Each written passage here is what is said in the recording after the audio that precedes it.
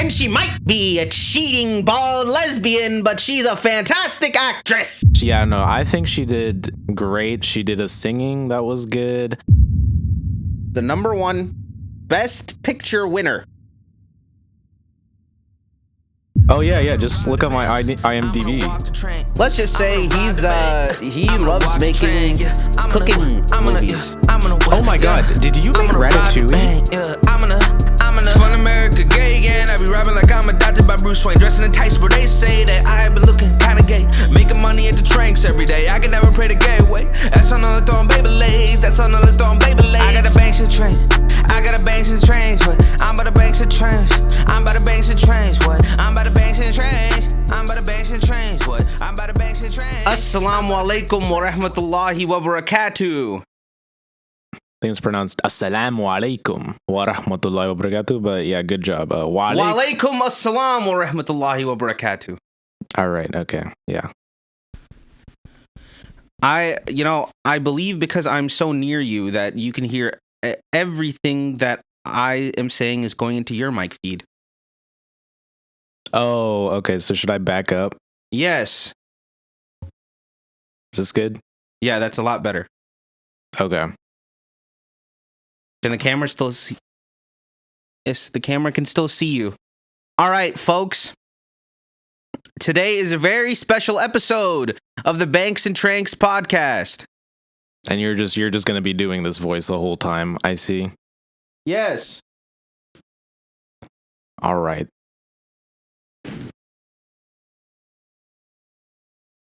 Yes, I will be doing. Thank fucking God. Yes. This is simply how I sound, and you shouldn't be so rude about the way that I speak. You know, Martin Luther King Jr., he once said that you should not judge people by the content of by the color of their skin, but instead by the content of their character. And I believe that he also was speaking about the voices of people. The way that I'm speaking should be of no concern to you. All right, I just want to make it clear. I didn't say anything about your race. In fact, I can barely see your race because of all that fashion you're wearing, which is really making me discomforted. You know, and I always say fashion over comfort, but you're just really drawing a line over here. Listen, you know, my hair feels very uncomfortable right now. The hat is scratching against my scalp. My body feels so hot and so warm. I can barely feel anything. These chains have a strange metal in them that they feel that they are burning against my neck. And with my glasses, it simply pains me to see anything. But even then, thanks to your mantra that you taught me last week, fashion over comfort, I am able to feel much more liberated in my sense of self and my own being in my own skin. Well, you know, I'm simply touched that you are following the rules that I created myself. So that's awesome. Of course. I really respect the things that you believe in and the opinions that you hold. Yeah, my thing, though, is I think that you're fucking annoying. So, but yeah. Well, you know, in 1995, a person told me that I was annoying, and I stated, look, if I do seem annoying to you, the truth is that I am simply excited about the world. I look at the world in the same lens that I saw it when I was merely 5 years old. I still see it in the same way today.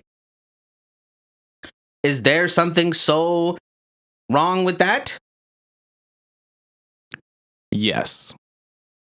Well, if that's something that we can't agree on, there is probably some places that we will find disagreements with, but we will also find places where we agree during today's very special Oscar special episode. It's the Oscar special.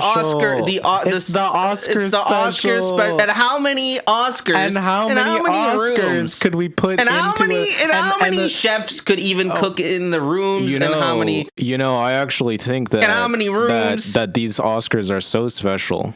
And how many Oscar? Am I doing the bit? Am I doing the thing right? And how many rooms? Yeah, you're doing good. And I think you learned well. Have you been watching our episodes? And how many? Well, I've actually been on all of the episodes. No, you haven't. I don't know who the fuck you are. Well, that's because we haven't introduced ourselves today. Oh. How could I forget? So I am your host today, Dawood Suhaib Ansari. Yeah. Dawood Suhaib Ansari. I'm very honored to be hosting today. And my name is Akif Ansari. What the hell is going on? Dawood or Suhaib. I am honestly not sure. What was it, dude? Is it Ramadan? Is Ramadan over yet? Ramadan hasn't even started. Ramadan's tomorrow.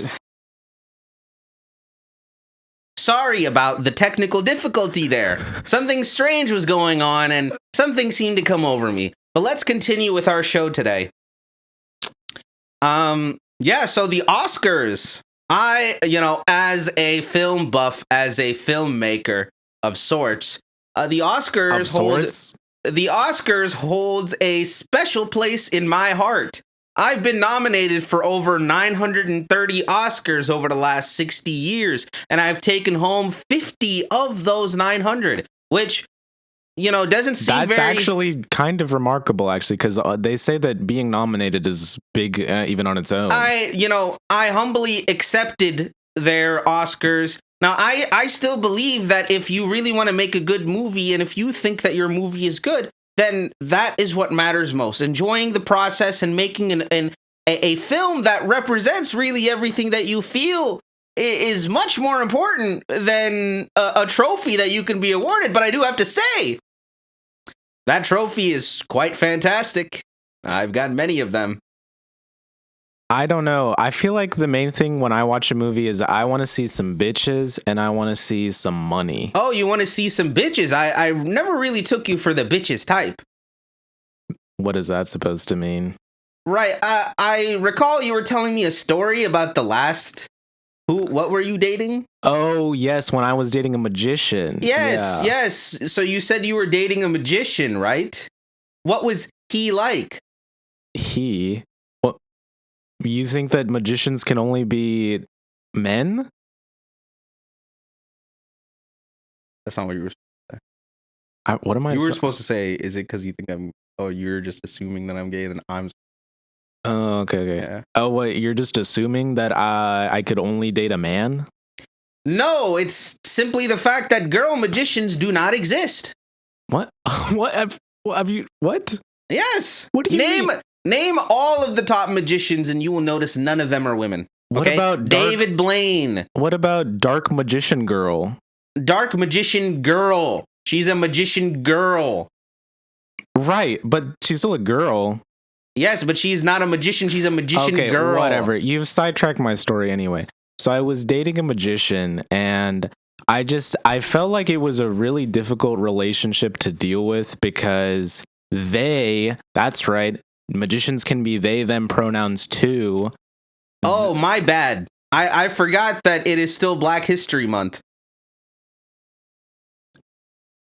So, but anyways, so the magician that I was dating tended to, well, okay, sometimes I would think I was receiving a gift, but it turns out it was just like a part of the show. It was actually a curse. Oh, that makes sense because it's a magician and magic and curses are a form of magic. No. I think you're mixing up wizardry with illusionists. No. I mean, look. You look at Jujutsu Kaisen. It has they're sorcerers that are hunting curses. Okay, you look at Harry Potter, sorcerer. And you have Harry Potter. They have the magicians. They have wizards doing magic, and that means they're also magicians, right? But if you notice, they're both the same story. Okay, no. Let's talk about this. The important topic of today, along with the Oscars, is parallelism and motifs between different stories, shared themes, and the like. And we will see a lot of that throughout the films that are shown in the Oscars, as well as the stories that we tell about ourselves. Continue with your musician story. Not a musician, magician. Right. A magician. Right. Do you know what that is? It's like, okay. Yes, it's somebody that performs illusions and tricks. Yes, so like imagine for cocaine.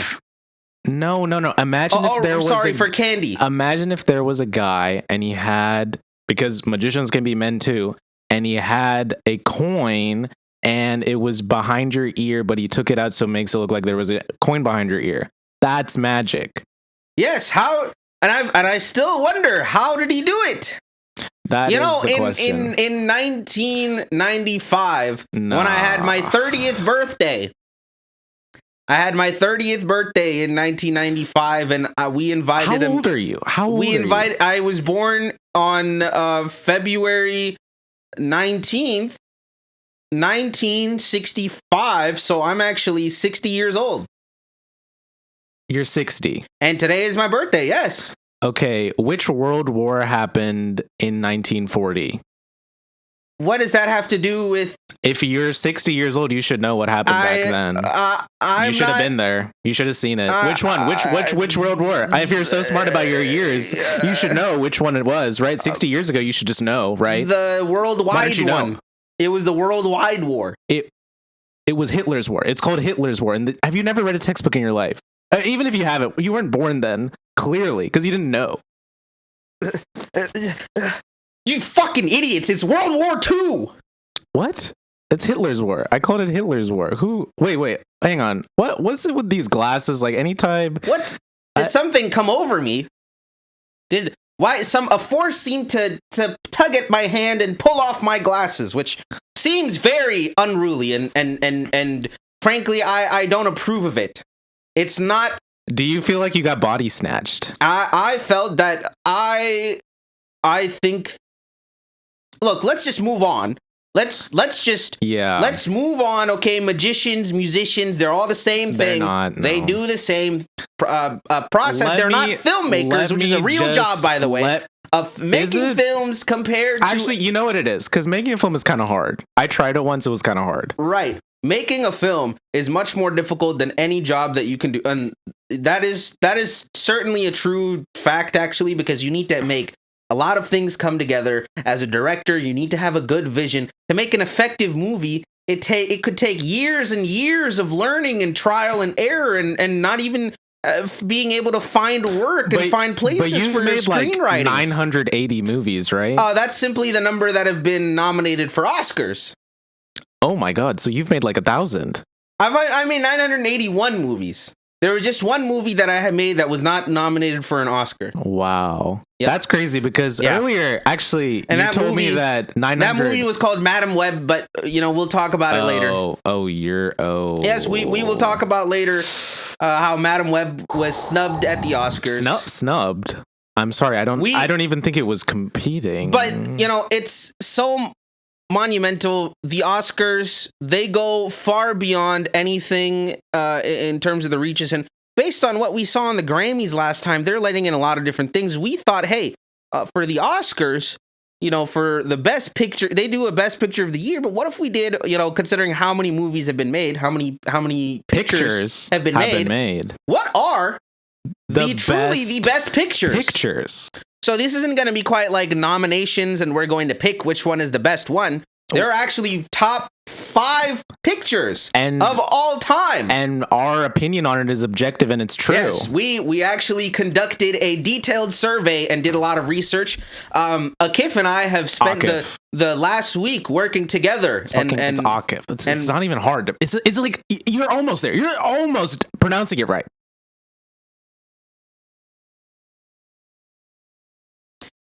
Yeah. Akif. So we've worked really hard at coming up with a perfect list. The list is good. It's a very good list of movies that we are going to show you. We have what it's a wonderful list of it's best pictures. So the best picture. Number 5. Let's start with this one. What is a better picture than many pictures?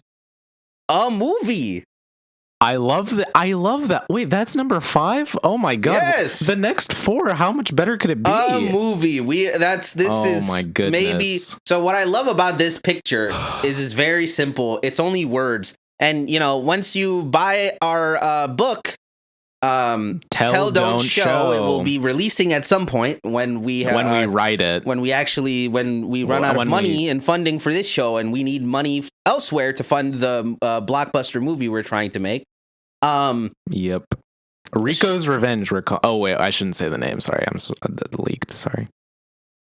So a movie, and it's perfect because we want to make a movie, and we're going to use words to fund it, but it's also a picture. And a picture is worth. They say a picture is worth 1,000 words, but it just has 2 words worth thousands of pictures, billions of pictures. Oh my god! Billions. And this is number 5. Yes, number 5. Yeah, so Akif and I, we might have many disagreements, such as how to pronounce his name, which I would know how to do. But fucking hell. Well, I was born first. I helped name you, so I think I would know. How did you help name me? You're some 60-year-old goon that just showed up. I'm your older brother. My older brother is Suhaib. That's just your middle name, dog. Daoud is my true first name. It had to be okay. We'll get through the process later. Okay. Number 4. This one is great. This one is dedicated to the 3rd Ansari brother, actually, Hazik, and he actually made a little cameo in the last episode. Oh yes, let's roll the clip, Jamathan. Yes, Jamathan, please roll the clip, Jamathan. Why the fuck did you say it like that? Roll the fucking blunt, Jamathan. Yeah. Guys, Daoud is just scaring me. Come to my crib after this episode, boy. I might have gotten probably straight on that last gay test, but who knows? That's probably is not certain. And yeah, this one is the Cars 3 initial poster, seeing Lightning McQueen going Cars, off. I think it was Cars 1. Was it? It wasn't Cars 1. It was Cars 3. That's the one where he crashes. Oh, is that why it's upside down? Yes. I love that it's upside down. It really brings a whole You're speaking a bit too loudly into the maybe. Okay. I love. Yes, there we go. How it's upside down because it really brings a whole the feng shui of the picture is just really good. Like there's red over on the top, brown on the bottom. Like it brings it all together. Yes, and in 1992, I actually directed a film called Feng Shui.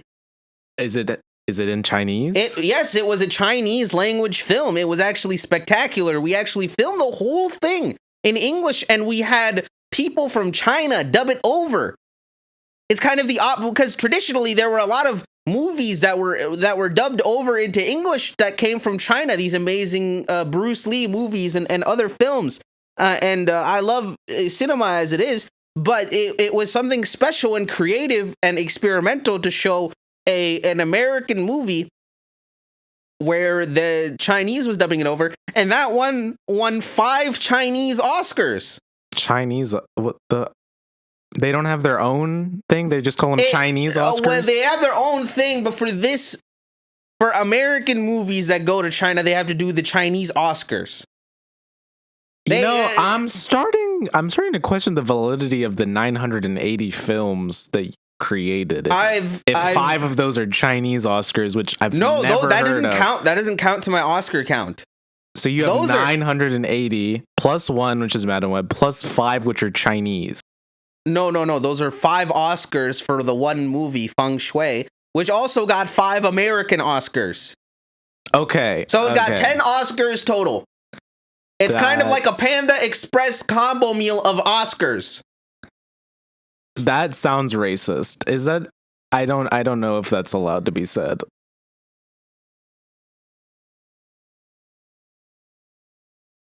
So number 3, this one. Okay, I think you need to take this one away. Tell the story behind it. Tell the true story, the project that this was made for. Okay, so now I don't want to. Yeah. Okay, so this image right here, the name of it, Sponge Barnabas. Now I went into extreme. There was an extremely tedious, strenuous process creating this, and you notice the name design on this is off the charts. Sponge Barnabas, like, oh my god. Now, it might be a little bit too self-glazing and congratulatory to put my own image onto the best pictures list for Are you praying? Okay. It's I'm saying I'm greeting my angels. Okay, it's a little bit self-glazy to put your own image that you created onto the best image list for the Oscars, but I feel like this image just really took it out of the park. The jet pants on it are great. It was actually created for a video game where for my college friends going to a different college, and she needed sprites for her video game that were all fish themed. And the name of that video game? The name of the video game was Fishy Business. Fishy Business, and coming soon to a theater near you is actually a film adaptation of the video game. You're gonna adapt Fishy Business. Yes, it's already been in the works. I already signed all of the contracts. Oh my god! And who's playing Sponge Barnabas? Well, I was thinking, did you want that role? Oh boy! Oh boy! Oh boy! You won't be able to use that voice, but if you also want to voice the duck character, Danger Duck. I don't think Danger Duck was in the original. Who is that? Is that some new guy? Oh, the studio, they told us that we needed to add one more character that would appeal to the Gen Beta demographic that's going to be coming here soon. It is something for the Gen Beta demographic that they said they would be interested in. They are babies. You know what? Hard pass. But, these babies are very bossy. Kind of like you. You gave me the opportunity of my life, and I must decline. Oh, well, I'm very disappointed to hear that. I thought you would have done a fantastic job. Just because you're a bitch. Okay. Yeah. But anyways, received. Sponge Barnabas, oh my goodness, I really went into the mines to create this magnificent masterpiece. And I helped too to create Sponge Barnabas. Daoud, you definitely did not. I think I had some help from my brother Suhaib, who said you should make one that looks like SpongeBob, and then I said, yeah, and let's give it an eye patch. But I don't remember Daoud being in that, so. Is there something you would like to say, Chef? Oh, yeah. Akif, how come you're being so mean to Daoud? Because he's annoying? Well, I think Daoud is great. Yes, Chef. Little mini fist bump. Yeah. Yes. Ow. Yeah, so, Chef, you want to talk about we actually worked on it. Well, we'll talk about it later, but we've actually worked on a few films together. Chef and I, we go way back. What the fuck? Chef, you have a film career? Oh yeah. Just look at my IMDb. Let's just say he loves making cooking movies. Oh my god, did you make Ratatouille? I signed an NDA about that, so I don't know how I can say that. We still to this day we don't know who voiced Remy the rat in Ratatouille, but you think about it, you think it's a deconstruction. In real life, Chef, he's controlled by somebody else to cook food, but in the film, Chef is the one that's controlling the human being, to make the food. Oh my god, that's so deep. So a puppet voiced Remy, and then Remy was the puppet master in the movie. Yes. Oh my god. Yes, that was the real concept of Ratatouille. My Oscar-winning film. Who's writing this crap? Me. Cool. Anyways, yeah, what's the next picture? Right, so this one is amazing. So this one, I think everybody has experienced this. You're in class. You want to ask your teacher a question, but he's so busy flirting with one of these students, one of the girls in the class, Ew. One of the minors in your class, and this is the face that he gives.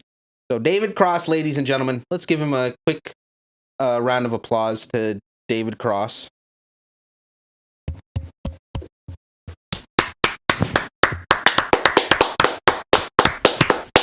Yes, David Cross. They say Daoud, Suhaib, and David Cross, they are an unbeatable duo. Better than even David Cross and Bob Odenkirk, one would say. Although I would even argue Daoud, Suhaib, and Bob Odenkirk are also an impeccable duo. Wait, what happens if you put all three together? Like an orgy or threesome or something? We don't like to work sex in party? threes. Oh. Yes, but yes. Oh. Yes, there were a few sex parties back in the day. Yep. 1983, 1969, would you say? Excuse me, I was only 4 years old. Oh. Yes, you should have. And frankly, I don't think David Cross or Bob Odenkirk were that old by then either. Probably only, in their teens by then.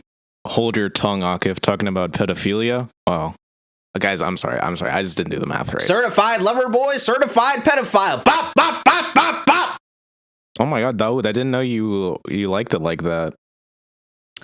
Yep, but yeah, David, but it's actually perfect. David Cross is in. Maybe David Cross would have wanted to do something with me in 1969. I'm glad I didn't meet him back then.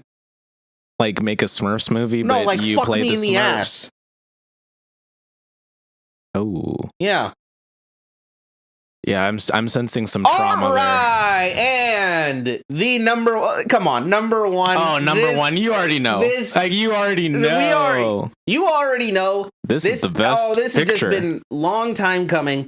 This is, in the 90s, they made the greatest black film for black people that was ever created. What? Yeah. This film. Right. This I think image. We're thinking of the same thing. We are. Yeah. Yes. And, in Atlanta, they actually covered the creation of this film and how important it was. If you remember that episode of Atlanta, when they created this image. I thought that was all. I thought that was just like a joke. It was all real. And presenting to all of you today, the number one Best Picture winner, a Goofy movie. Oh my god! Oh, that's a. But was that a black movie? I thought it was. That they were all dogs. I don't know. Yes, but they were all black coded characters. It was the dream of a black man to create that film with a very black coded family, and Goofy was a black man in Middle America in the 80s is what they were really showing in that film. And I didn't actually direct that film, but I was... Really? I'm surprised. Yes, I actually did some of the character designs, and I worked with the creator of that film. Of course, yeah. And I'm guessing you had your hand in the old Lucky Charms advertising pot, right? I have a non-disclosure agreement, and I cannot say yes or no. However, I do believe that there is a rule in episode 4 of this podcast that you presented about non-disclosure agreements, which should give the answer. Yeah. All right. So, the best pictures, we've really seen it all now. These are truly the best pictures. I just like a Goofy movie. I was like, I don't think they can design a picture better than that. That's worth like millions and millions and millions and quadrillions and words. Zillions of words. Words, yes. That I could say all about it. That is the number of points that we would assign to that picture. Word points, WPs, and there's also picture points that we can assign to words. Yeah. Yep. Picture points. Yeah. I hope that a couple of my sentences can lengthen their PP.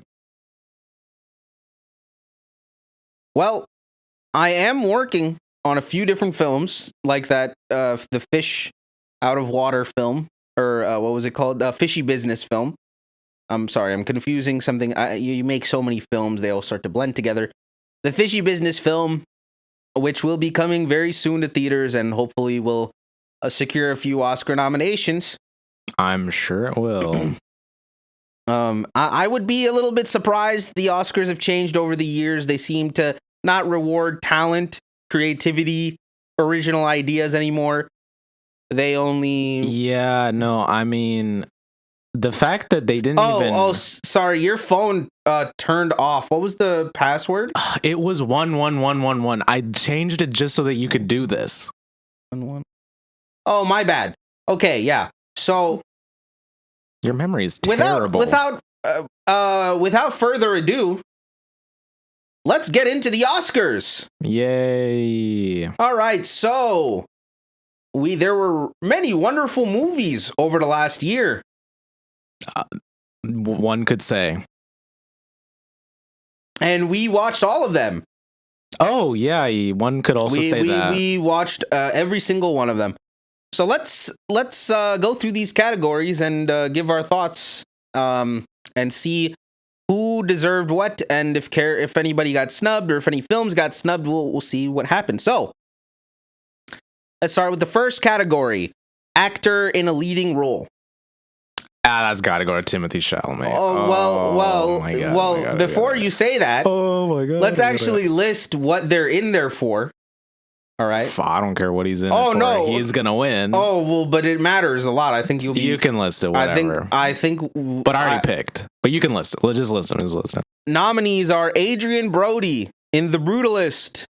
I thought he did a fantastic job in The Brutalist. The Brutalist is a film that depicts a man from Austria-Hungary escaping. He is fleeing from the Holocaust. He's a Holocaust survivor. He's a young architect man, and he loves his wife or whatever, and he fled to come to America. He does architecture, and he really believes in the brutalism. Actually, hold on. Let me really make sure I'm not getting this wrong. No, I think they talked about... The Brutalist is a 2024 epic period drama film directed and produced by Brady Corbet, who co-wrote the screenplay with Mona Fastwald. Okay, that's interesting. There was a woman involved with this, and I think that's very good. It stars Adrien Brody as a Hungarian Jewish Holocaust survivor who immigrates to the United States, where he struggles to achieve the American dream until a wealthy client changes his life. The cast also features Felicity Jones.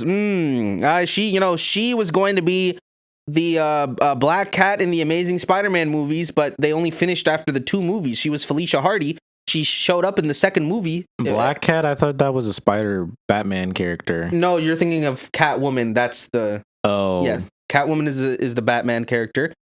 And it seems you're not very familiar with your comics.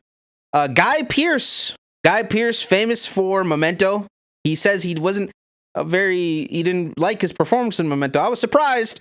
When Christopher Nolan in 2003, when he 2001 when he released Memento, I called directly to Christopher Nolan congratulating him on this marvelous piece that he created. His brother actually wrote the original short story that inspired the creation of that film. So it was very great. Joe Alwyn, who is this? Who the fuck is Joe? I've never heard that name in my life. Who the fuck is Joe Alwyn? That's an industry plant / nepo baby. If I've seen it. Oh, he's English? I'm sure. Great grandfather was a composer. He's not even a nepo baby. Oh. Yeah, maybe, possibly he's a good actor. There's other actors in this too. I don't really care to name them, but good. Yeah, this film he struggles, and it's good, and it's great. It's a great film. Coming in next, we have Coleman Domingo in Sing Sing. Now, this is very interesting that they... a Bollywood movie? They didn't put a movie or even a song. They actually put a concept up for nomination, and this guy was apparently really good at acting this concept. He was very good at singing. Coleman Domingo, I've never heard of your songs. I'm not really a music song guy necessarily. I thought you were... actually, it depends on which songs, but I'm a film man first and foremost. Angelo. When he created the soundtrack for Twin Peaks, that was something special. David Lynch, thank you very much. God bless your soul, David Lynch, for creating... R.I.P. David Lynch. Yes. Very sad to see him go. Coming in next is Ralph Fiennes in Conclave. Okay, Conclave. Let's figure out what the Conclave movie is about. Oh yeah, yeah. I think that movie. I saw it. It had a lot of like action or adventure. Horror. Yeah, let's see. This is. Can we get like a synopsis, guys? Like, can we get like a? It was guys. We haven't seen half of these movies. It was thrilling to watch. I don't need this AI. Okay, IMDb. Okay, Oh, you can look at my IMDb. When Cardinal Lawrence is tasked with leading one of the world's most secretive and ancient events, selecting a new pope, he finds himself at the center of a web of conspiracies and intrigue that should shake the very foundation of the Catholic Church.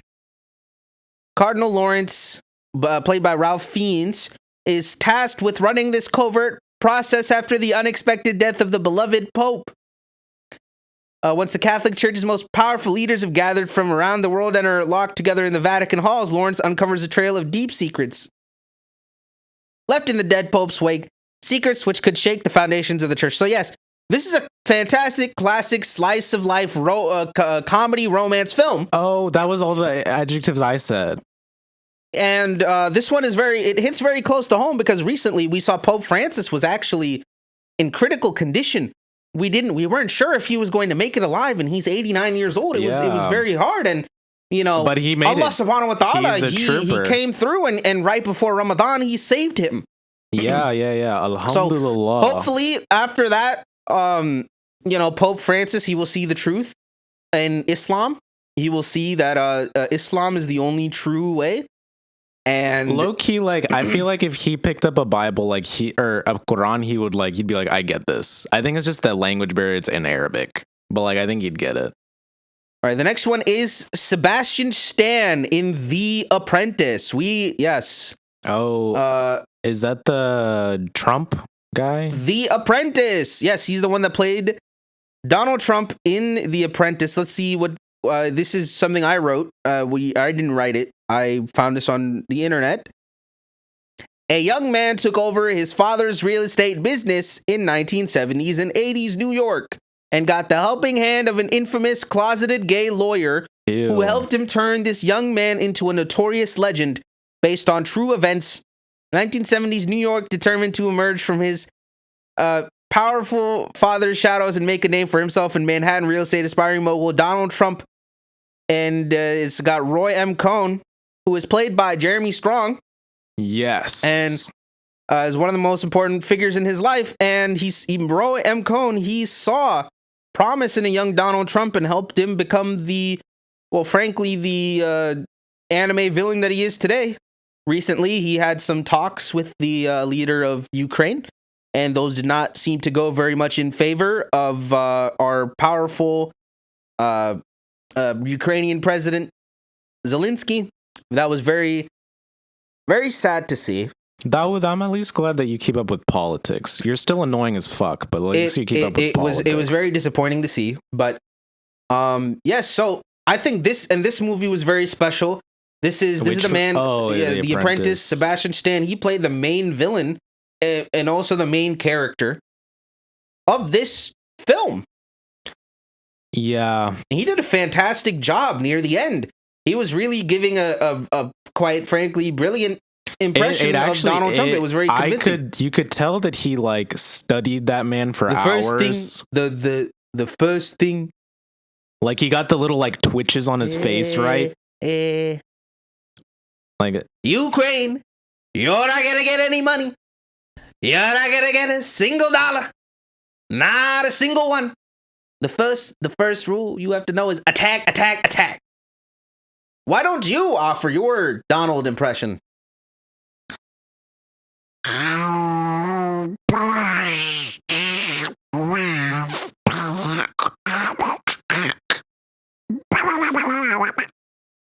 So, we have a lot of talented people in our family. Please like and subscribe to the Banks and Tranks podcast. That's what I'm saying. And finally, we have Timothy Chalamet. Oh, Timothy Chalamet. Can I take it away? It away? But it's not for what you think it is. Wait, what's it for? It's not for Dune Part 2. What the fuck else was he in last year? It's for A Complete Unknown. Complete. They didn't even put the name of the movie there. No.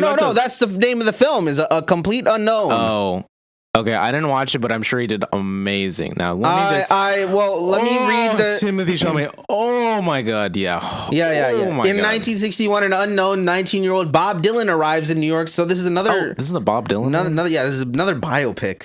How many biopics are we going to have? I know. Do you have one about yourself yet? Look, I'm getting sick of these biopic films. You should make an auto biopic. I can't make an auto. You can't make an auto biopic. It would. I think. Why not? I can't do that. Well, frankly, and this might be a controversial statement, but I don't think, other than Oppenheimer, I think it won a lot of Oscars last year. We're actually watching the last Oscars to kind of review and give us a good insight on what the Oscars really about. To study for the 2022 Oscars, right? The 2024 is the year. 2025. To study for the 2023 Oscars. Yes, it's watching this one. That makes sense. No, is it negative? It's negative 2012, isn't it? That's what Project 2025 was about, to update the year. No, to 2025 this year. So it's going to be 2025 when daylight savings time hits in a few weeks. Okay, and then once we use the lunar calendar, and then the rooms in which that there's and how many rooms? But how many calendar? Can we do that twice? How many calendars? I don't know if we're allowed to do that twice. Did we really do it the first time? I got a vibe of us doing it. We didn't really. Okay, all right. All I'm saying, I don't know if it counted because then Chef also tried to chip in. Chef's a part of the gang. I don't know. I'm a part of the gang.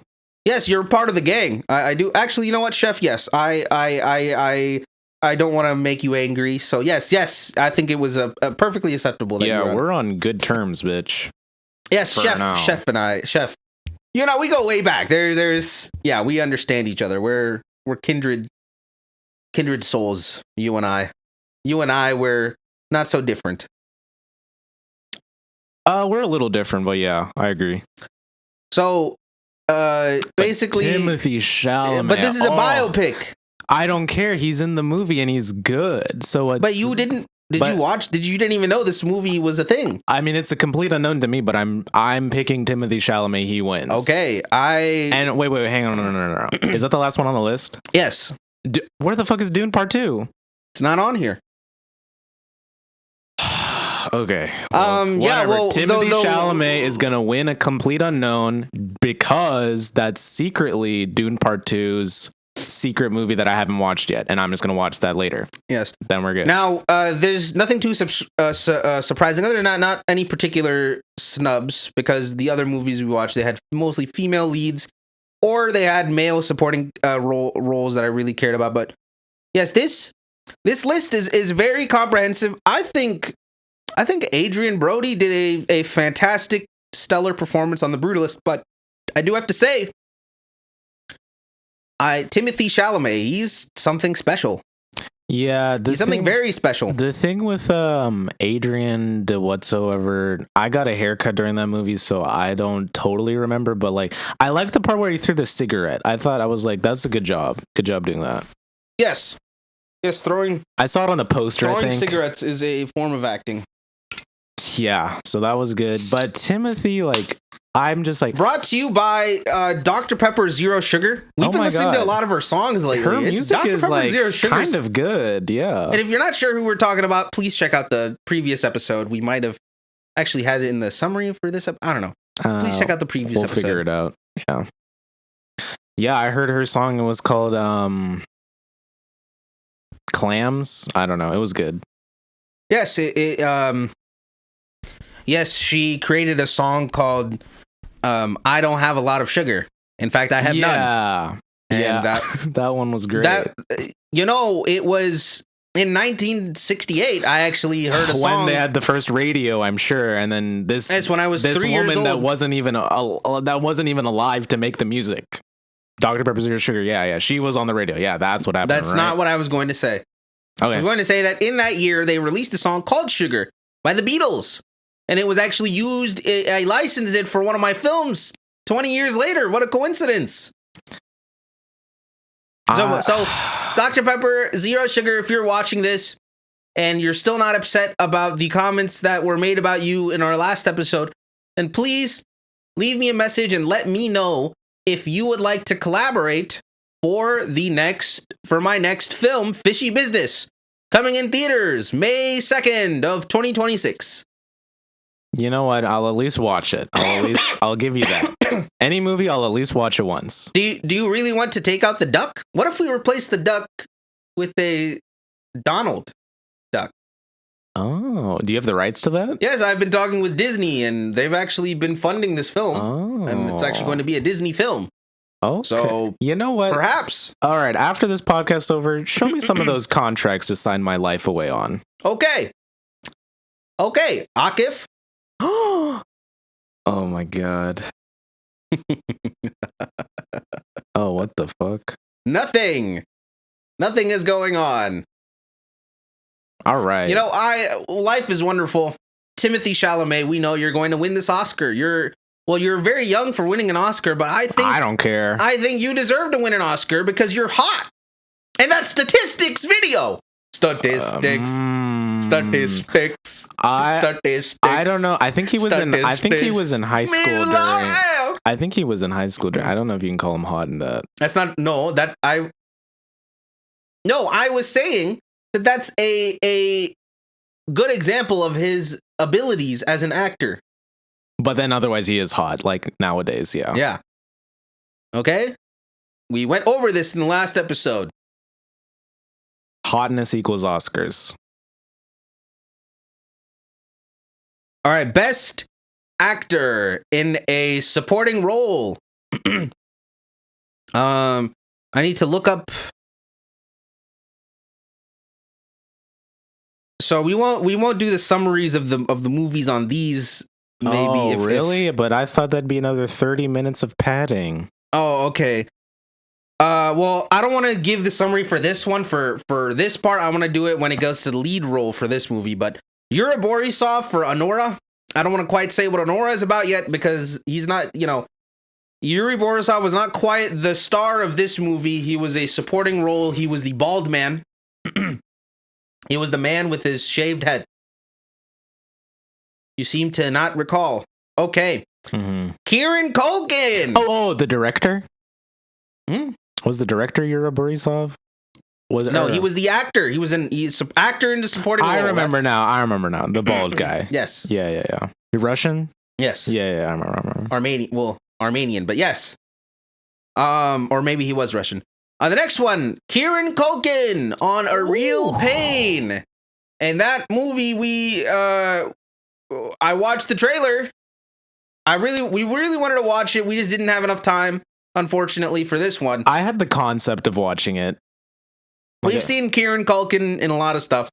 Yeah, I watched Home Alone. I saw it. Edward Norton in A Complete Unknown. And Edward Norton, if you don't remember, he was really so he was in the movie with Brad Pitt where he's got Fight Club is the name of that film. He was in Fight Club as the main character in Fight Club. In Straight Fight Club or Gay Fight Club? What's the difference? And he was also the Incredible Hulk at one point, and he played the villain in that in Glass Onion, A Knives Out Story. He was the billionaire in that film who did all the stuff. Sorry, spoilers for that movie. I guess I just spoiled the twist. I will say you might be the only person on the planet that called it A Glass Onion, The Knives Out Story. So, I think that was spoilers enough. But that's the name of the movie. No, but most people call it Glass Onion.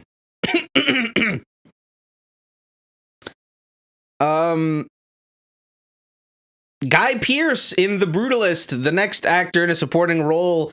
He did a wonderful job. I think I don't remember what he did, but Guy Pearce, Memento. He's got quite a flow, and I think he could really go real low. I feel like Guy Pearce in Memento Yeah, I like to get a lot of hoes, though. I've been getting all kinds of things on my shows. I've been trying to take over, take control. And when I start to rap a little bit, then I'm in control. I can only talk to you when I'm rapping, though. This guy is evil. Don't trust him, bro. What? His shit where he's saying he's a good guy, don't take that shit. He's trying to lie to you, to your face. It's a big disgrace. You shouldn't take and trust him. It'd be a big mistake. Dawood, what? Dawood, your glasses. Dawood, I just heard a rap and it told me some stuff. And I already thought you were a piece of shit. Now I'm starting to think you might be a piece of shit with a song written about you about how you're a piece of shit, which is like worse. There's nothing. I'm a good person. I haven't done anything wrong. Dog, I don't think any good person says that shit. I've done a few wrong things, but they're in the past. And they don't concern us now. And we should move on with the Oscars. Yeah, Oscar. Yeah. Okay. Let's keep going. Sure. And Jeremy Strong on The Apprentice. He strongly did that. He was super strong on it. Played a closeted gay man on this film. Ew. And I don't care that he's gay. I'm like mad at him for being closeted. Yes, it's very, very cowardly. Yeah. Right, Chef? Yeah, I hate gay people. What the hell, Chef? Whoa. Chef, we've talked about this. No. Sorry. I hate Chef. Oh my god. Chef, you can't be saying the F slur unless you're gay. You can't be saying that on the YouTube show. That's going to be cut out. Sorry. It's against community service. Jesus. Community guidelines? Community, whatever. God, Chef opens up his mouth and he already freaking, oh my god. So messed up. This next one is actress in a leading role. Oh, this one is great. First one is Cynthia Erivo in Wicked. Now, this one Wicked is a film adaptation of the famous, brilliant musical Wicked, Broadway musical Wicked, and it is only part one. So don't go into this film believing that you're going to see the whole movie in this one. It's kind of like a Hobbit situation or a Dune Part 1, Dune Part 2 situation. You won't get the full movie, unfortunately, but Cynthia Erivo is in Wicked. Wicked tells the tale of Elphaba and how she met Glinda, who would eventually become Glinda, the Good Witch. It shows us the real origin, and it serves as a prequel to Wizard of Oz. And Wizard of Oz was a very particular foundational film for me growing up. It really shows the dreams that films can bring, and Wicked helped capture some of those amazing dreams and the whimsicality, the musical nature of its singing and songwriting, but a lot more mature in terms of its themes, a little bit more grown up than the kids' film, Wizard of Oz. So, Cynthia Erivo, she did a great job on this. She did a great job on The Interview. Oh, when she was holding space? Or she did a good job holding space. Yes. Yeah. No, I see. This is a movie I actually watched. Yeah, no, I think she did great. She did a singing that was good. Defying Gravity was good. She was bald, which that was good. And she might be a cheating bald lesbian, but she's a fantastic actress. Sorry, who called her a cheating bald lesbian?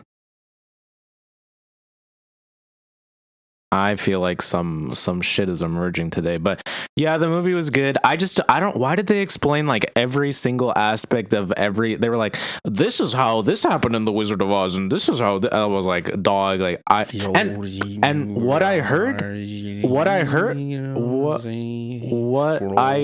was in part 2, apparently they do even more explainy shit, and I was like, what's even less to be, what is even left to be explained, considering the first half explained, like, I feel like 90% of the Wizard of Oz, and like the monkeys and the why she has a hat. What is I feel like anytime I look over to that side of the room, I'm just like, I'm trying to piece together what even is happening.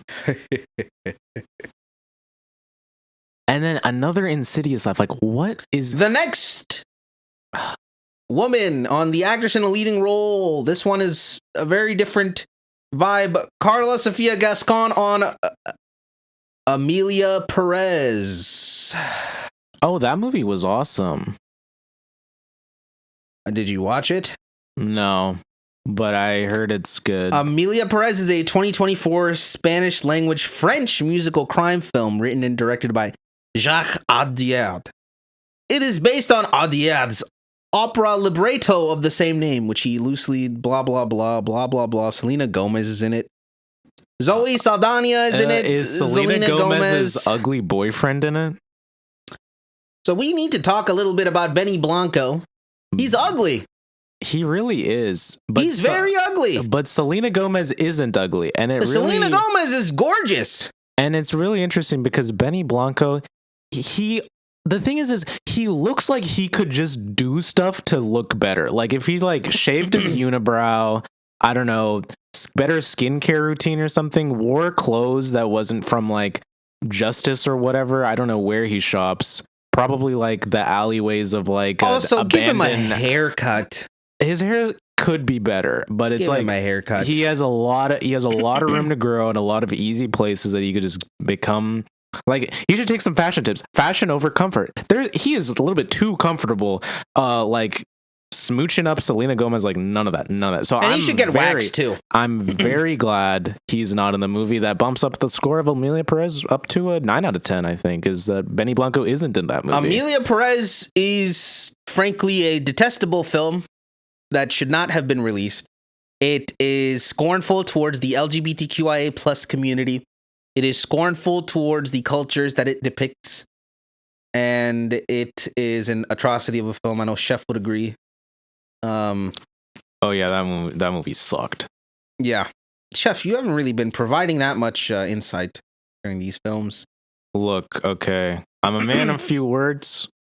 Once we talk about getting some food in, once we talk about some food movies, otherwise I'm sleeping. All right, for this next one, we actually have a special guest introducing it. Oh, are you back? What the fuck is going on, bro? I don't know. I think you're getting body snatched, but like I don't know enough and it's like kind of interesting for the podcast, so I'm just keeping the camera filming. You were rapping about like trying to get out of the body. I don't know. There's only so much I can do. One hand has Chef on it and the other hand has a microphone. Like I literally can't do anything. You could put Chef down, right? Whatever. What's the next? Oh, Mikey Madison and Honora. This is already my pick, by the way. Oh yeah. She was. All right, Honora. Oh my god. She had a good body in it. Okay.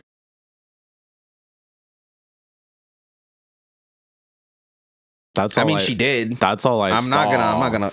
Okay, you're always paying so attention to the surface level details of these films. You didn't finish the film, and you didn't see how this film really captured the storyline of being a sex worker. Not just that, but of being a woman in America, of depending on men, finding independence from men. How you can't trust men. Ultimately, is what the film was about, because the man that she put all of her trust into, he was betrayed. A twink. He was a twink, and he betrayed her. Yeah, I saw half the movie. The evil twink part seemed interesting, but then I didn't watch the rest of it. I might watch it. A young escort from Brooklyn meets and impulsively marries the son of a Russian oligarch. Once the news reaches Russia, her fairy tale is threatened as his parents set out for New York to get the marriage annulled. Honora, a young sex worker from Brooklyn, gets her chance at a Cinderella story. Oh, this is just another summary. As the only Russian-speaking dancer at an upscale Manhattan strip club, Annie, or Honora, is introduced by her boss to Ivan Vanya Zakharov, the spoiled and reckless son of wealthy Russian oligarch Nikolai Zakharov. Ostensibly in the U.S. to study, Vanya spends most of his time partying and playing video games in his family's Brooklyn mansion. His parents pay his godfather Toros and his henchmen, Garnik and Igor. Igor was the guy from the male supporting nominees. Russian guy, bald. Yeah. Thunderman, Garnick and Igor to keep Vanya out of troubles and clean up after his escapes. And then they just go. The second act is dedicated to them going on a little bit of a manhunt to find Vanya. And he's just back at the strip clubs. He's with another woman now. He doesn't give a shit about Honora, and she hasn't fully processed this until he later on accepts that he has no choice but to have the marriage annulled, and that's that. And it's very unfortunate, I think. Brilliant movie. Yeah, I think it deserves. I think this film deserves a lot of Oscars. It definitely does a really good job of showing Russian communism and the idea of. Come on. I thought we were going to take this shit seriously, man. Just admit that you didn't watch the movie. You stayed for the parts where her titties were out. You weren't even that interested in that part, and then you left. Look, like the books don't lie. Stuck for a law, man. Fucking. I guess I just gotta. Don't put those on. Don't. Why not? I feel like it just like it changes something. But what happened to fashion over comfort, man? You're always saying that. Okay, come on, say it. I'm always saying fashion over comfort, but I feel fashion over comfort. Fashion over comfort, like fashion over comfort. But I'm like just you're saying, always saying it. Like I'm always saying. Like you're always saying fashion over comfort. And how many fashions in the rooms? And how many rooms? But like, how much fashion could you possibly comprehend before you get body snatched? Dude, it's a myth. Okay, there's no body snatching happening. All right, it's totally fine. Nothing's gonna happen. Be careful. I don't. Oh, I fuck. What's happened? What? I can't control my hand. You know what? Fashion over comfort. Just put on the glasses. Just put on the glasses. Like fashion over comfort. Fashion over comfort. All right. Oh my fucking god! The staccato man is back. Let's go to the next one. Demi Moore in The Substance. Oh, she did good. And last, I thought. Oh, but I hated that movie. But she was a good actress in it. Okay. And Fernanda Torres in I'm Still Here. Yeah, I'm giving it to. I think we can just agree to give it to Mikey Madison for this one. She did a brilliant job. When she cried at the end of the film, it was. Well, here's the thing is, I did watch The Substance, and I would say Demi Moore did a really good job, but I couldn't actually tell you if she did better or worse than Mikey Moore. So Mikey Madison. That's what I meant. Mikey Madison. Well, she did a brilliant job. Okay. Oh, she is not simply flesh to be enjoyed by your filthy eyes. Demi Moore did really well too, and her flesh was also getting enjoyed by plenty of eyes. There's a whole part in it where she's naked and then a woman comes out of her, namely Margaret Qualley. I haven't seen that movie. Okay, well, I did, and I can tell you a lot about it. You want me to start? You want me to start talking about it? Because I could. Please tell us about The Substance. Oh my god! Okay. Give us the summary. Give me my phone to give me the summary. Okay. I can look it up for you. Sure, look it up for me. I can pull this up for you. I might be the incarnation of the devil coming from this necklace, but. Is it the necklace or the glasses? I feel like you're just being evil. I'm not. Just give me the summary, Suhaib, or I don't know who you are. If you were a true believer, you would see it on my forehead. Oh, this is the Wikipedia page. I think I should go to the. Sorry, I don't know. IMDb page. The IMDb page is a little better for this.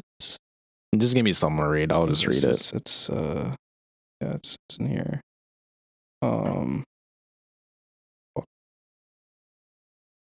Where is it? Oh.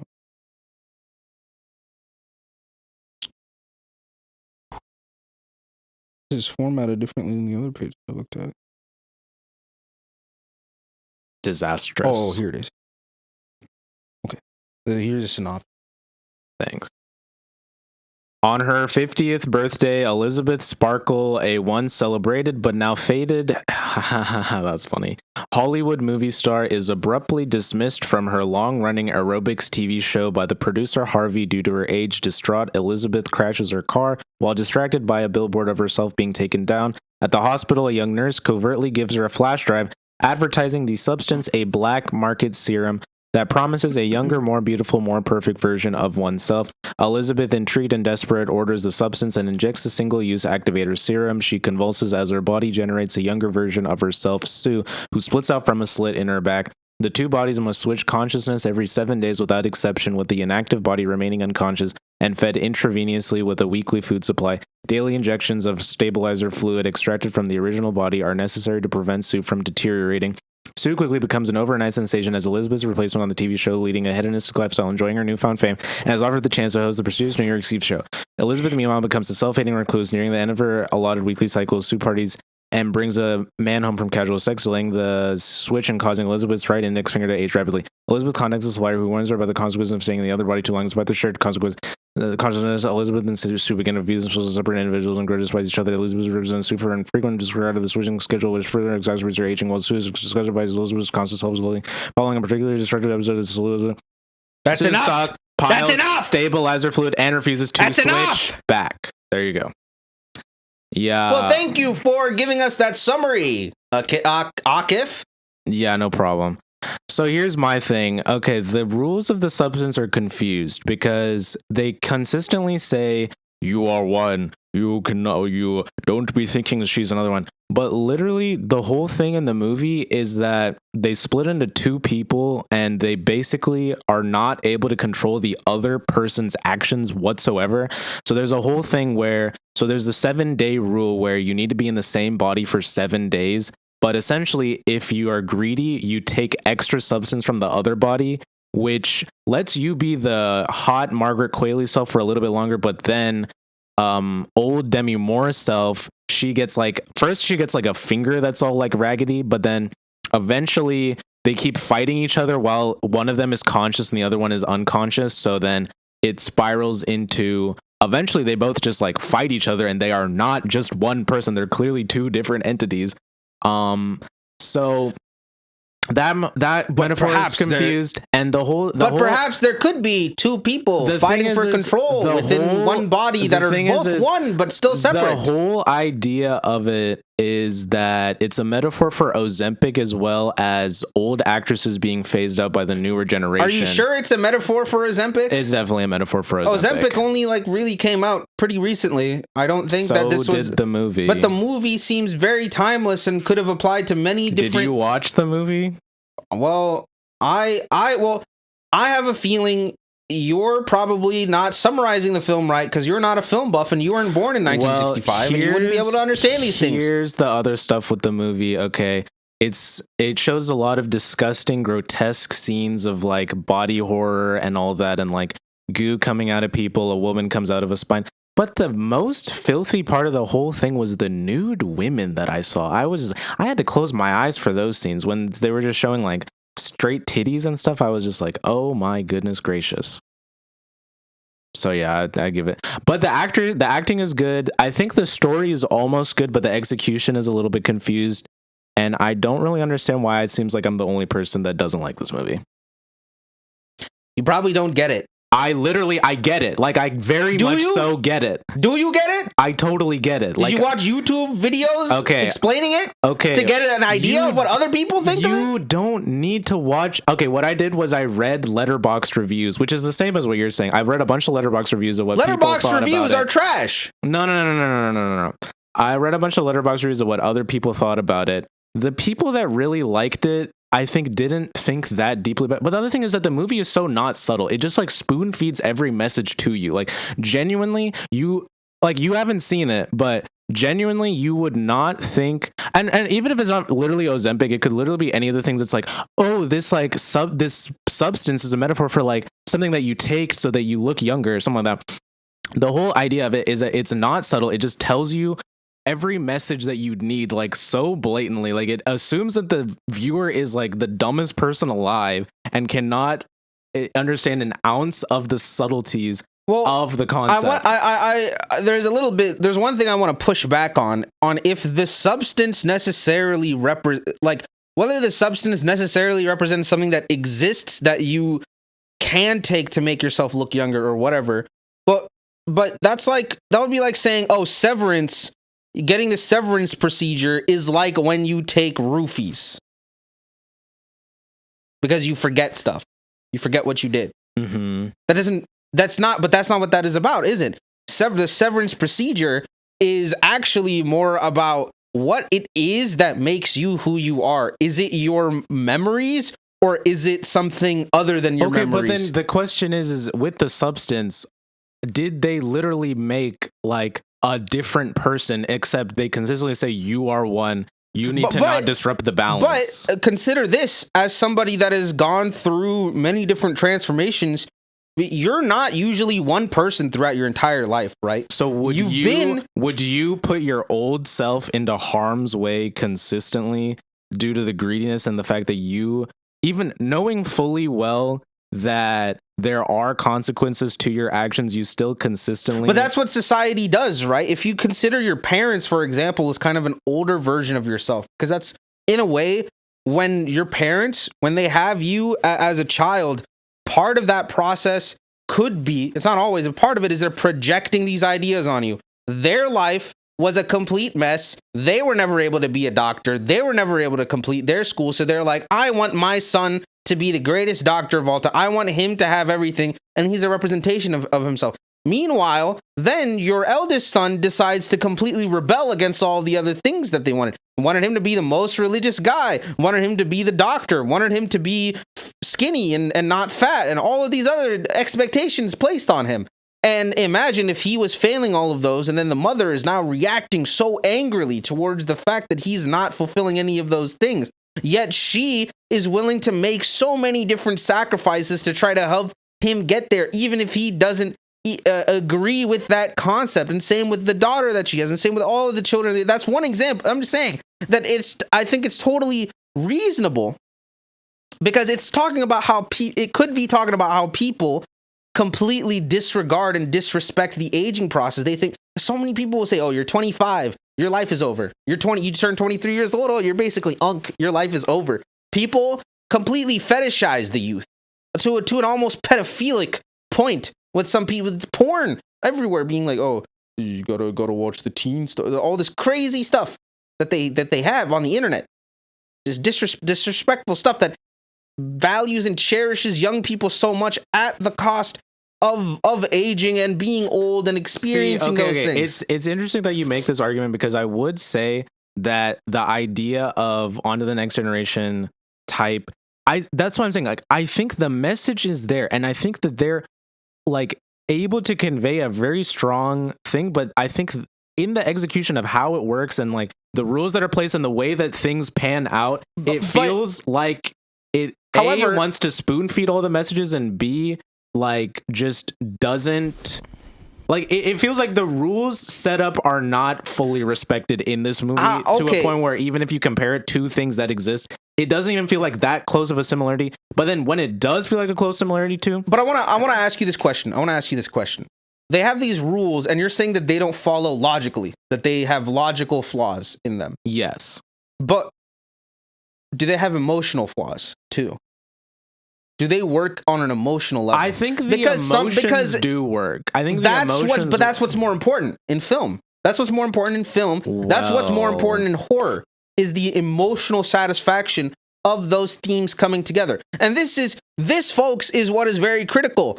This was actually all a social experiment. He watched this film, and I said, I'm not going to watch this. Or I said, oh, I'm sure when I watch this film, I'm going to have a different interpretation or whatever. And I was like, no, you know what? I can still find some kind of frame to ask questions about a movie that I haven't seen. I think the audience knew that you hadn't seen the movie. To help somebody. Well, that's not what I'm pointing out. We know that I didn't watch the movie. I'm pointing out that you can still try to actually create. You need the framework of reference in order to understand a film, whether or not you've seen it before, you've seen it, and after you've seen it, and while you're watching it, this framework is still always there to understand it. If your framework is not quite perfect, you might think that you're understanding the movie because you're understanding its working parts, but you're not actually looking at the true bigger picture of what they're trying to get at.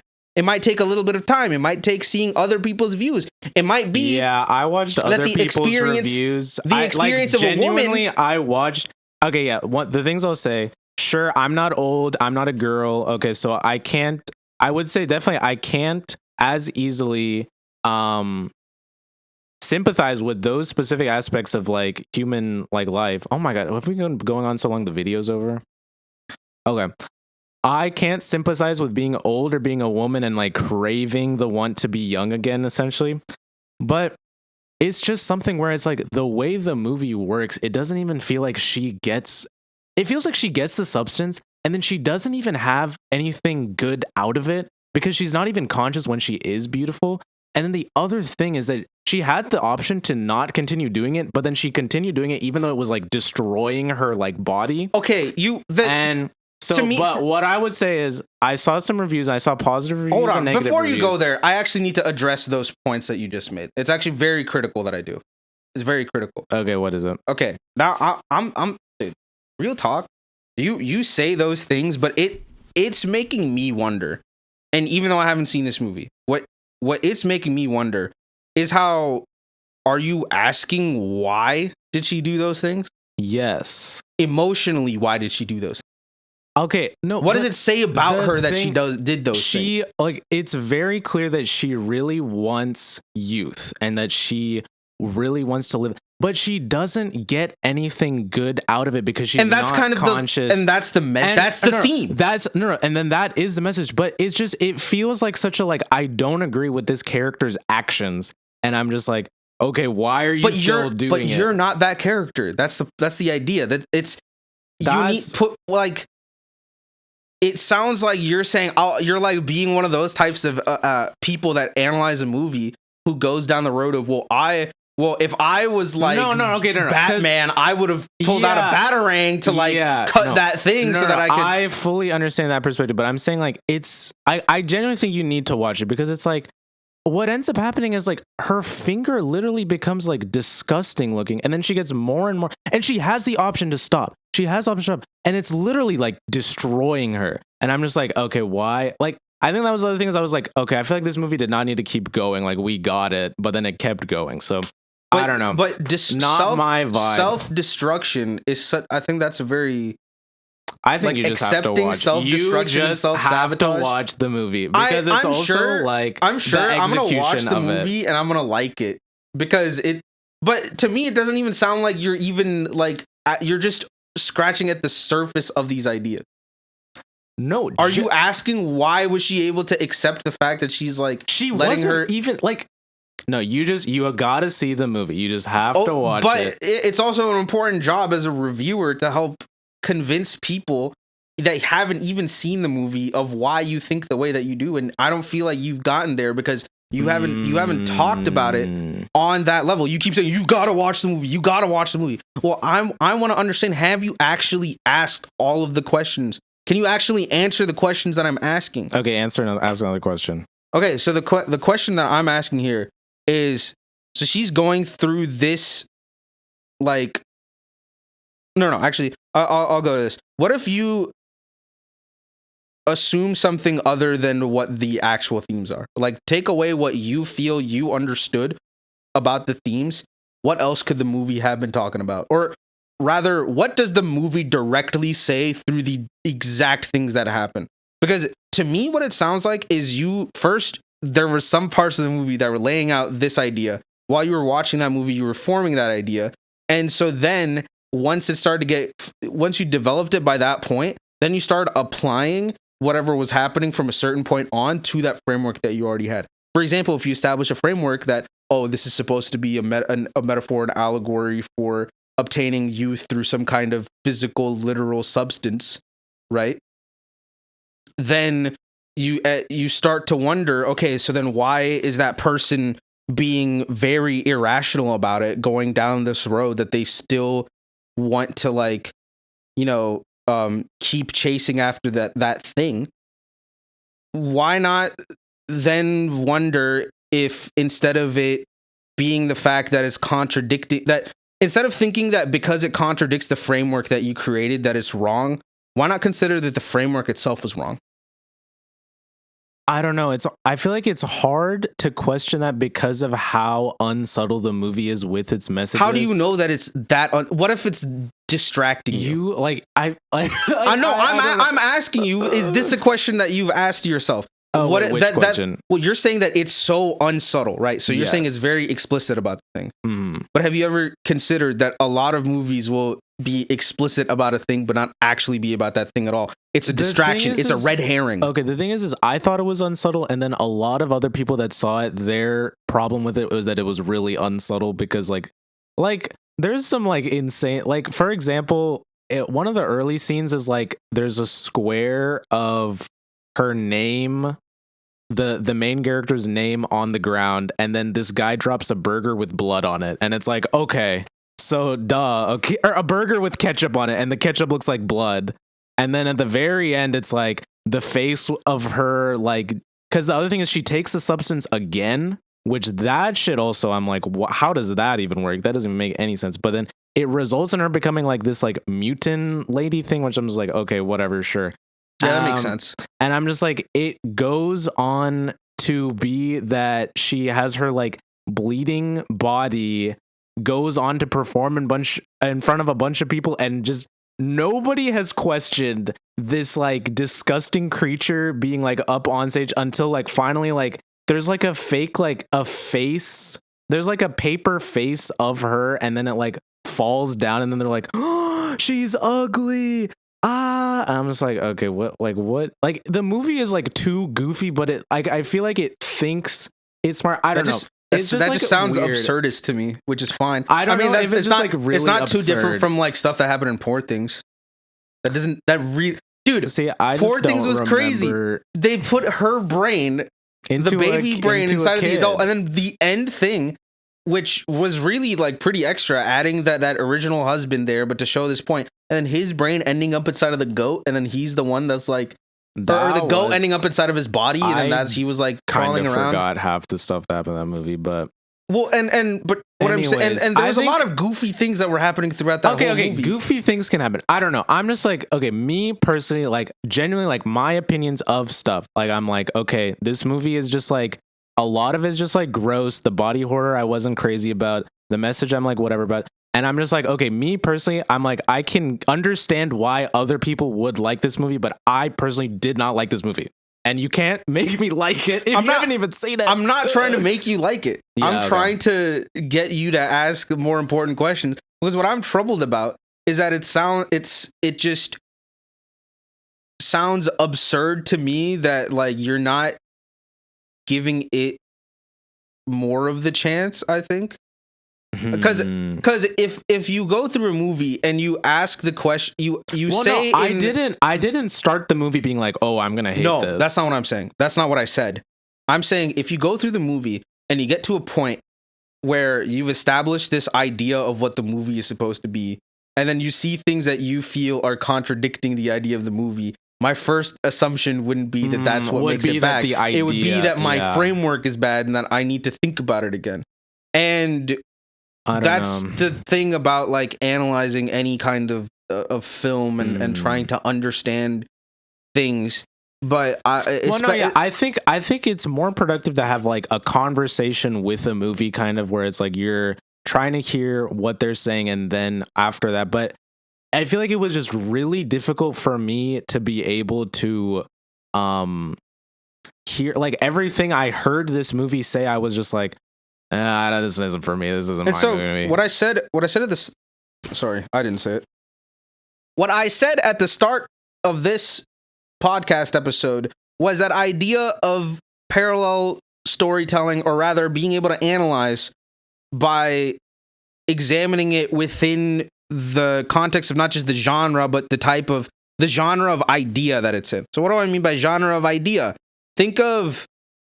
I like to think, like, for example, Severance and Mr. Robot are kind of in the same genre of idea. They actually, despite the fact that there's such different TV shows, Mr. Robot is about all this hacking stuff, and Severance is the sci-fi like memory swapping thing. Mr. Robot is a lot more realistic. It covers a lot more realistic things. But two things about it is that one, both main characters, they have these multiple personalities that do different tasks, right? That they exist for different purposes. They have different sets of memories. The Elliot that we see throughout the show, he doesn't remember the same things that Mr. Robot remembers, and vice versa. And And the other thing about all of it is that there's also this theme of these corporate overlords that are really in control of what's happening in the background.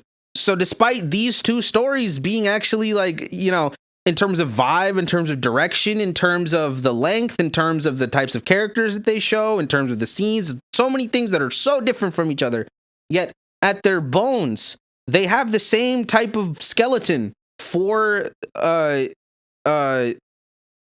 the same type of themes and ideas that they're trying to get into. And so I want to ask you, with the substance, not just to compare it in terms of the ideas that you've seen relating to it, but what are some other projects that you've actually seen that you can create a framework with? That are like the substance, or what? Or just like anything? Well, what is the substance about, right? It's sort of more of a like, it's an absurd, it sounds kind of absurd to me. It's pretty, yeah. I was thinking about other absurdist stuff. It's very, it's definitely in the like feminist. World famous off of like being a yoga girl. It's kind of or an exercise feminist, girl. right? Yeah, it's feminist. It's comparing like the way celebrity is now. It very like critical of Kim Kardashian era, I would say. I mean, Kim Kardashian whole thing, getting a lot of plastics, that era, plastic surgery, and making these changes to your bodies, and youth and makeup, and depicting yourself a certain way, and ew. There's also a gross scene where she takes a chicken bone out of her belly button. I don't know. That movie's gross. I think, but also gross. But within the grossness, finding like what that really thing is about. If you can compare, has your palette not been wide enough within that, not just body horror genre, but also movies that cover those same types of ideas? I think I mean, it just sounds like to me something, and I could be totally wrong. And that's why I wanted to... Yeah, you are, because you're fucking Dawood, so I don't even trust you. That it would be something like Poor Things. Maybe I haven't... that there's some kind of frame of comparison there. I'd have to rewatch Poor Things to be able to say... That's probably the closest thing I could think of. I can't really think of a movie that is that similar to it, to the substance. Yeah, and maybe that's why you're having a struggle to understanding it fully. Maybe, I don't know. That's the, like, you know, an enjoyment on one side of it. There's also the frameworks of analysis, and things that you don't enjoy today, you end up enjoying way more later. Yeah, maybe like when I'm 90 years old and I've directed 100 movies. The Hunter exams arc I thought was dog shit the first time I watched it. Next few times I watched it, I'm like, this is actually a fantastic arc. You know? No, that's true. I would agree that I think this movie is good enough that it's worth a rewatch. I'd want to rewatch it at when I'm way older and I actually feel like I can really sympathize with the idea of wanting to be younger. What about, have any of your friends seen this? No. Did they not watch? Do you have friends that do anything? We had Travis a few weeks ago. He listens to music. He's a cool guy. Shout out Travis. My friends do not watch movies until they're like really old, or not really old, but like way after they're out. You need new friends, man. All right. And then the next one in the actress in a leading role is Fernanda Torres. I'm Still Here. We can just skip it. I'm gonna give it to Mikey Madison. I think she's got it. Yeah, sure. Let's go to actress in a supporting. You know, let's just rest through this, man. We're almost at 2 hours again. It keeps happening. Crap. We had a lot to say. I had a lot to say. Monica Barbaro for A Complete Unknown. Ariana Grande in Wicked. Oh, give it to her. Yeah, just give it to her. I'm not even going to mention. There's Amelia Perez. Felicity, I'll say Felicity Jones is in The Brutalist. That's cool. Maybe she deserves it. Who knows? I'm just going to give it to Ariana Grande because I think that's funny. I've dedicated a decent amount of my life to her at this point. I think it's pretty funny. Just animated feature film. I watched a few last year. So Flow. I don't remember that one. Inside Out 2. Did that come out? Oh, yeah, I forgot that came out. Came out last summer. Memoir of a Snail. Give the award to Ratatouille. Wallace and Gromit, Vengeance Must Foul. Oh, this one is probably going to be this one. And The Wild Robot. Wallace and Gromit, don't. Are you British? They're fantastic movies. The one with the dog and the ugly guy and the claymation. You mean the British guy? The claymation. Oh, what's is the cool. difference, right? What's the ugly British people are hideous. They should really. They all look inbred. I recently learned that they do have braces in the UK. Death to British people. Death. Okay. Death. Dawood, you're death. Dawood. I don't know who you are. Even like I feel like you've been like Iblis. 3. Oh my fucking god! The Shaitan himself. Is it that Shatanism cross? Or the glasses? Like I don't know which article of like that's what I'm saying. Like fashion over comfort, but like if it's so discomforting that you're a different person because of your fashion, like I think you can make an exception. Well, but yeah, it is just the combination of those things. Give it to Inside Out 2. I learned a lot about the inner workings of a 12-year-old girl with that. It was a good movie. That was a strange. Oh, your sister. Okay. Yeah. Animated short film. We can skip this one. Yeah, cinematography. They Dune have 2. The Brutalist, Dune Part 2. Just give it to Dune Part 2. Dune Part 2. Just give it to Dune Give Part 2. Give it to Timothy Chalamet. He did a wonderful job with that movie. It doesn't seem to be nominated for anything else. Give it to Dune Part 2. Just give it to Dune Part 2. It turns out that they didn't even watch. Some of the Oscar people didn't even watch Dune Part 2. Dude, they need to put me over there. Like, at least I watch the movie sometimes. Sometimes. Like, when I watched it, I pay attention, but a lot I don't watch. If you were paid to watch the movies, you would watch all of them. If I was paid to watch them, I would watch the movies. I don't know. Costume design. Let's just give it a Wicked. Yeah, sure. Let's just give it a Wicked. Nosferatu's on here, too. I really wished I watched. I kind of wanted to watch Nosferatu. We just didn't have time. Not really. We really didn't have time back then. Not really. Yeah. Winter break, man. We definitely had no time at all during any of that. No. Nothing. Well, I mean, we were creating a whole podcast, so that takes some time. Directing. So the director for Honora, The Brutalist, A Complete Unknown, Emilia Perez, The Substance. I'm going to give this one to The Substance. What? You didn't even watch it? Yeah, but I've seen a few scenes and they look very It's well directed. It looks good. Looks very fantastic. You know what? Yeah, give it to The Substance. Yeah. Even though I tore... The Brutalist looks very fantastic, too. You know, A24 films tend to be very good. Brutalist, it had a lot of great direction in it. What they're doing. Documentary feature film. Fuck that. Documentary short film. Film editing. Honora, The Brutalist, Conclave, Emilia Perez, Wicked. Let's give it to Honora. Wicked had really weird editing at some points. I don't remember that. Yeah, that's surprising. You do a lot of editing. You didn't notice some of the weird editing. Yeah, I just that movie is so long. It must have taken a long time to edit it. That's why maybe actually it might deserve the Oscar. Maybe it should get the Oscar for the best edited movie. I would give it international to that. Feature film. Are there any from India? Nope. We're gonna move on. Makeup and hairstyling. We just give it to Wicked or The Substance. How was the makeup and hairstyling on that? On The Substance. Margaret some stuff that I saw looked really good. Well, just give this one to The Substance. Yeah, I think The Substance deserves a lot of the awards it's getting, actually. The Brutalist, Conclave, Emilia Perez, Wicked, The Wild Robot, Wicked. What are you fucking kidding me? Just give it to Wicked, man. For what? Best music. Song? Oh, original score. Yeah, sure, yeah. What the hey? Music, original song, El Mal from Emilia Perez, The Journey from, that's the movie. Like a Bird from Sing Sing. Reading glasses. Me Camino from Emilia Perez. Never Too Late. Elton. Just don't give it to any of these. Just these don't all sound give like it to the Breaking Bad movie. Give it. Chef, do you have any suggestions for who should give the music original song? Best original song? I really liked Life Festing from Ratatouille. Okay. Do you like Chef? Your name is Chef. They made a movie about you, Chef. Oh my god, they made a Chef movie? I've only seen Ratatouille. John Favreau. All I've seen is Ratatouille. John Favreau's Chef. I'm gonna have to watch that movie. I thought that's who you were named. No, it was inspired by you. I know. I talked to John Favreau I'm named after my species of chefs. 2014, when John Favreau was done with the Iron Man films and he was going to be working on Chef, he reached out to me and he said, "Who would be a great inspiration for this film?" And I pointed him your direction, Chef. Well, that is really flattering, Dawood. You are one of the devil's strongest soldiers. Yes, the devils. I would quite not mention that part. Okay. Chef, did you just wink?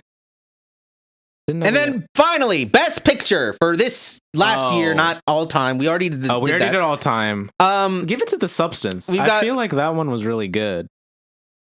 We've got Anora, The Brutalist, A Complete Unknown, Conclave, Dune Part 2 is on this list. It's on this list. Amelia Perez, I'm Still Here, Nickel Boys, The Substance, Wicked, and the best picture. I noticed The Substance was on there. Yeah, just give it to The Substance. That was the best picture, right? That's what you want to say because you watched it, right? Yeah. Put it on. Oh, are you Suhaib now? Yeah, Dune Part 2. I don't think Dune Part 2 needed it. I don't think any of those other movies needed it. I think The Substance was the best picture. We know Dune Part 2 isn't going to get it because they didn't even watch it. Right. So, but do you think if they weren't able to get through the Dune Part 2 that they watched The Substance? Do these guys even want to watch movies? You couldn't get through this. You barely pushed through to get to the end of The Substance. All the way to the end of The Substance, just like the Blob that does that at the end of the movie. Good reference to The Substance. But I was like locked into Dune Part 2. And if they didn't watch it, then they didn't watch it. I think The Substance deserves the best picture. Yeah, I think it was the best movie on there. Well, folks, we had a lot of Oscars today. We really, for some reason, thought we were going to get through that in 45 minutes, but we were fools. And yeah, I think if you removed all the sections where you did a direct IMDb summaries, we'd probably get to 45 minutes. Dawood. I would speak with a little bit more respect. Wait, what's that around your neck? Cross necklace. Why? Your aura is too strong. Wait, holy shit, are you a vampire? No, I'm the devil from the Bible. 1 second.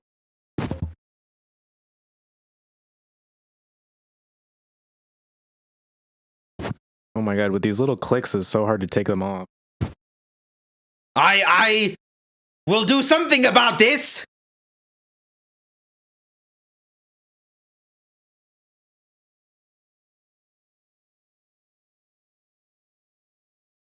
Today's episode was brought to you by Ramadan.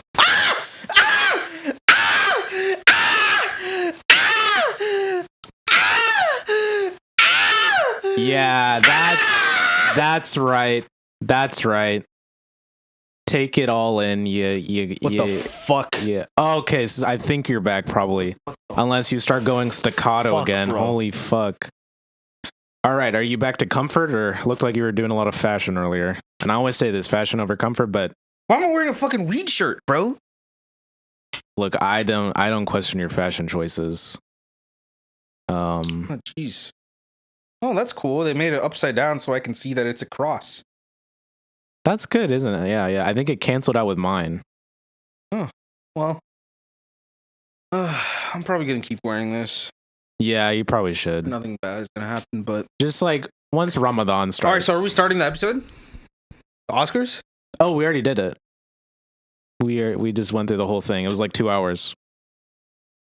I know I usually fuck with you, but I'm being so serious right now. Oh, holy shit. Yeah, the video went off. Yeah, so I think the first Sahur is gonna be pretty soon. First Tarawih and stuff. Yeah. Wow. And see, since he's drinking, you can tell it's not Ramadan yet. All right, anyway. Amelia Perez sweep. Have a nice day.